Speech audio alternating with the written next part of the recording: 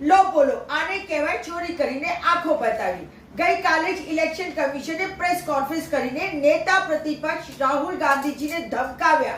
જુઓ શું કહે છે ક્લિપમાં। हलफनामा देना होगा या देश से माफी मांगनी होगी, तीसरा विकल्प नहीं है। ઇલેક્શન કમિશન રાહુલ ગાંધીજી દ્વારા ઉઠાવેલા પ્રશ્નોના જવાબ તો આપતી નથી જ। એક મકાનમાં 80 મતદારો કેવી રીતે ગોઠવાઈ ગયા, 4 જગ્યાએ મતદારોના નામ કેવી રીતે આવ્યા, એ બધું નથી કહેતી અને રાહુલ ગાંધીજીને કહે છે કે એફિડેવિટ ફાઇલ કરો અથવા દેશની માફી માંગો। પરંતુ અહીંયા પ્રશ્ન તો એ ઊભો થાય છે કે રિપ્રેઝન્ટેશન ઓફ પીપલ્સ એક્ટ 1957 હેઠળ જે રૂલ્સ બન્યા છે, the registration of electoral rules 1967 ના રૂલ નંબર 12 કહે છે કે period for lodging claim and objection ની વાત કરે છે।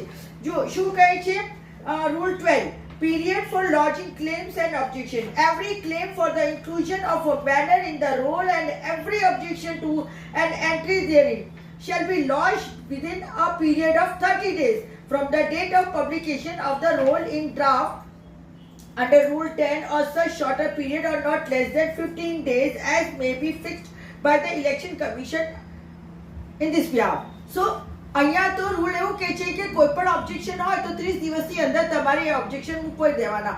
પરંતુ રાહુલ ગાંધીજીએ 7 જુલાઈએ જે ઓબ્જેક્શન આપ્યા છે અને જે વાંધા ઉઠાવ્યા છે એને તો વરસ ઉપર થઈ ગયું છે। તો હવે કયા આધારે ઇલેક્શન કમિશન રાહુલ ગાંધીજીનું એફિડેવિટ માંગે છે?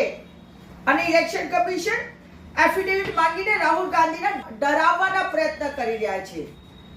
બીજી બાજુ રાહુલ ગાંધીજીએ શું કહ્યું અને શું જવાબ આપ્યો એ પણ આપણે સાંભળી લઈએ।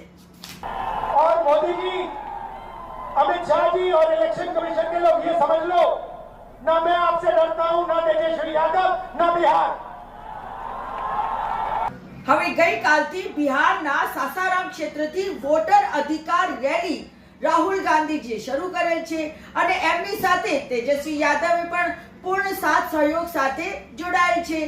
આ બંને નેતાઓએ જો કેવી રીતે બિહારની રાજકારણની બાજી પલટી દીધેલ છે અને એટલે જ ભાજપ અને નરેન્દ્ર મોદીના પેટમાં તેલ રેડાય છે અને પોતે વોટ ચોરીથી વારાણસીથી ચૂંટણી જીત્યા છે ત્યારે એ ઇલેક્શન કમિશનની પાછળ છુપવાના પ્રયાસો કરી રહ્યા છે।